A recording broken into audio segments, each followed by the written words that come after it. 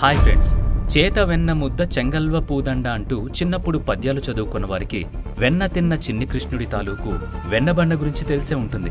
పర్యాటక రంగం పట్ల ఆసక్తి ఉన్నవారికి వివిధ ప్రాంతాల భౌగోళిక వింతలు విశేషాలను తెలుసుకుంటూ ఉండే జిజ్ఞాసులకు ఇప్పుడు మనం చెప్పుకునే విషయాల్లో కొన్నైనా ఎరుకలో ఉండే ఉంటాయి. ఏంటి అంటారా? ఇవన్నీ రాతి బండల తాలూకు విషయాలు. బండల మాటున దాగిన వింతైన విశేషాలు. శిలలు చెక్కిన శిల్పులు సృష్టిలోని అందాల్ని వాటిలో చూపించుండొచ్చు గాని ప్రకృతి చెక్కిన రాళ్ల గుండె చప్పుళ్ళు మనం వినగలిగితే ఇంకెన్ని విశేషాలు అర్థమవుతాయో మరి. ప్రకృతి చమత్కారం, అవి అలా అవడం వెనుక ఉన్న వైజ్ఞానిక అంశాలను మనం ఈ వీడియోలో పరిశీలిద్దాం. అల్ నస్లా రాక్ సౌదీ అరేబియాలోనున్న భారీ రాయిది. చూడండి ఎంత చక్కగా మధ్యకు కోసారు. లేజర్ కత్తిని ఉపయోగించి సర్రున కోసుంటేనే అలా సాధ్యమవుతుందని ఎవరికైనా అనిపిస్తుంది. రెండుగా చీల్చబడిన ఈ భారీ బండరాయి రెండు భాగాలుగా నిలబడింది మాత్రం చిన్న ఆధారం మీద. టైమా ఒయాసిస్ వద్ద ఉంది ఈ అల్ నస్లా రాక్. కంప్యూటర్లో డిజైన్ చేసినట్టుగా అంత పెద్ద బండని సన్నని చీలికగా మధ్యగా పగలగొట్టడానికి సుత్తి శానం ఉపయోగించి లేదా పెద్ద సుత్తితో మోది చేసేందుకు వీలవుతుందా అనేది పెద్ద సందేహం. అది చెక్క కాదుగా కొయ్యడానికి. ఏ ప్రాచీన నాగరికత అక్కడ వెలిసిందో మానవ ప్రమేయం లేకుండా ఇలా పగలగొట్టడం వీలు కాదనే కోణంలో ఆలోచిస్తే మరి ఎవరు ఇలా చేశారన్నది మాత్రం తెలీదు. సుమారుగా 6 మీటర్ల ఎత్తున్న ఈ బండరాయి రెండు భాగాలుగా చేయగలిగిన నేర్పరితనం ప్రకృతిదా మానవుడిదా? కామెంట్ చేయండి. మీరు గమనించారా? ఆ రాయి మీద ఉన్న పెట్రోగ్లిమ్స్ ని చూడండి. చరిత్ర పూర్వకాలం నాటి మానవ జాతి గీసిన రాతి కుడ్య చిత్రాలవి. సాధారణంగా ప్రాచీన మానవులు నివాసం ఉన్న చోట గుహల గోడల మీద ఇటువంటివి కనిపిస్తాయి. అరుదుగా ఆరుబయట బండల మీద కూడా కనిపిస్తాయి. ఇక్కడ ఒంటె లేదా గుర్రంతో ఉన్న మనిషి చిత్రాలున్నాయి కనుక వేలాది సంవత్సరాల నుంచి ఈ రాయి ఇక్కడే ఉందని అర్థమవుతుంది. ఇక మానవ ప్రమేయాన్ని సందేహించే వాళ్ళు మాత్రం గ్రహాంతరవాసులు తమ సాంకేతికతను ఉపయోగించి ఈ రాయిని ఇలా మధ్యకు కోశారని ఊహిస్తున్నారు. ఈ బండలో ఇంత సన్నగా కొలత ప్రకారం చీలిక ఏర్పడడానికి అసలు కారణం మట్టుకు అనూహ్యం. ఇక next one split apple rock. న్యూజిలాండ్లో సముద్రం మధ్యన ఉన్న భారీ గోళాకరపు బండరాయి మధ్యకు కోసినట్టుగా నిలుచుంది. యాపిల్ పండును కత్తితో మెత్తగా కోస్తే ఎలా ఉంటుంది? అచ్చం అలా ఉంది చూడ్డానికి. దక్షిణ పసిఫిక్ తీర ద్వీపదేశం న్యూజిలాండ్ తీరంలో ఎబుల్ టాస్మాన్ నేషనల్ పార్క్లో మధ్యలోకి స్ప్లిట్ అయినట్టుగా ఉంటుంది ఈ యాపిల్ రాక్. రాయి పెచ్చులు ఊడకుండా మెత్తని పదార్థాన్ని కోసినట్టుగా ఇంత సమాంతరంగా చక్కగా ఎవరు కోశారు? పైగా ఇది పండు కాదు, గ్రనైట్ రాయి.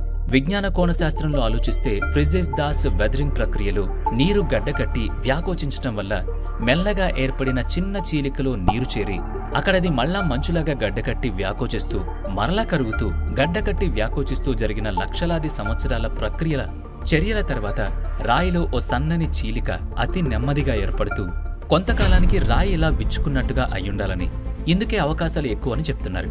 అంటే నీరు లోపలికి దిగుతూ ఆ చీలికను పెద్దది చేస్తూ వెళ్ళిందనుకోవాలి. అయితే అంత ఖచ్చితమైన సమతలంగా ప్రస్తావనలో చెప్పుకున్నట్టుగా యాపిల్ వంటి మెత్తని వస్తువును కోసినట్టుగా బండరాయి పగలడం ప్రాకృతికంగా అయినా జరగదు కదా. మనదెలా సాధ్యపడింది ఏమో. ప్రస్తుతానికి సందర్శకుల్ని మాత్రం విశేషంగా ఆకట్టుకుంటుంది ఈ స్ప్లిట్ యాపిల్ రాక్. దీనికి చాలా ప్రాచీన నాగరికత ఉంది. అసలెలా ఇది సమాంతరంగా ఇలా కోసుకుందన్నది ఇప్పటికీ అక్కడ సందర్శకులకు ఒక పెద్ద చిక్కుముడి లాంటి ప్రశ్న. ఇక వాతావరణ మార్పుల వల్ల కోతకు గురై దొర్లుకుంటూ వచ్చి చీలినా కాని చక్కగా నునుపుగా దేలినట్లుగా ముక్కలై రకరకాల ఆకృతుల్లో ఉండాలి కానీ ఇది అలా లేదు. ఇక నెక్స్ట్ వన్ ఫెయిరీ చిమ్మిస్. తుర్కియాలోని కెపటోషియాలో నింగిని తాకే ప్రయత్నంలో భూమిలోంచి లేచి వచ్చిన నిట్రాళ్ల కనిపిస్తాయి. ఏ దేవత సృష్టో ఇది అన్నట్టుగా ఉంటుంది. కాల్పనిక కథల్లో మాదిరిగా ద్వీపస్తంభాల వలె కనిపిస్తుంది ఈ ఫెయిరీ చిమ్మిస్ స్టోన్. కొండలతో చుట్టబడిన ఎడారి ప్రాంతం ఇది. రాళ్లను చెక్కకుండా ఇవి ఎలా ఏర్పడ్డాయని ఎవ్వరికైనా అనుమానం కలక్క మానదు. కొన్ని సూదుమొనల్లాంటి శిఖరాగ్రం కలిగి ఉండగా కొన్ని శిఖరాల పెద్ద శంఖుల ఆకారంలో కనిపిస్తున్నాయి. ఒక పెద్ద అగ్నిపర్వత విస్ఫోటనం చోటు చేసుకున్నప్పుడు అప్పుడు వెలువడిన శిలాంధ్రం బూడిద ఇక్కడ ఇప్పటికే ఉన్న రాళ్ల మీద పడి పేరుకుని గట్టిపడి అలా టోపీలాగా తయారైందని కొందరు అంటున్నారు. ఇది ఒక్కొక్కటి 40 మీటర్ల వరకు ఎత్తుండే ఆ చిమ్నీల ఆకారం కారణంగా ఇదేదో మాంత్రికుల శాపం అని కూడా చాలామంది అంటున్నారు. ఇక next one Krishna's butter ball. భారతదేశంలోని తమిళనాడులో మహాబలిపురం గుహల వద్ద ఒక కొండపై ఉంది కృష్ణుని చేత వెన్నముద్ద. అదేలేండి, రాతి వెన్నముద్ద. వాలుతలంలో గురుత్వాకర్షణను ధిక్కరిస్తూ ఈ భారీ బండరాయి కనీసం 1200 సంవత్సరాలుగా అక్కడే నిలబడి ఉంది. గుండ్రని ఆ రాయి 6 మీటర్లు ఎత్తు, 5 మీటర్ల వెడల్పుతో ఉంది. బరువు కనీసం 250 టన్నులుంటుందట. భయపడుతూనే సంకోచిస్తూనే దాని క్రింద కూర్చుని ముచ్చట తీర్చుకుంటారు సందర్శకులు. వేలాది సంవత్సరాల గాలి నీటి ప్రవాహాలు ఈ రాయిని కించిత్ కూడా కదిలించలేకపోయాయి. అయినా కానీ అంత కొద్ది స్థలంలో మాత్రమే అది నిలబడి ఎలా ఉండగలుగుతుంది? ఇక 1908లో బ్రిటిష్ వలస పాలన నాటి మద్రాస్ గవర్నర్ ఆ రాయిని అక్కడి నుంచి తొలగించడం కోసం 7 ఏనుగుల్ని వినియోగించారు. అయినా కానీ ఆ రాయి మాత్రం రవ్వంత కూడా కదలలేదు. స్థానిక జానపద గాథల్లో చిన్ని కృష్ణుని చేత వెన్నముద్దలా చుట్టబడింది ఈ రాయేనని అప్పుడు చెప్తూ ఉంటారు. ఇది మన భారతదేశంలోని ఒక భారీ రాతి వైచిత్రికి సంబంధించిన సంగతి.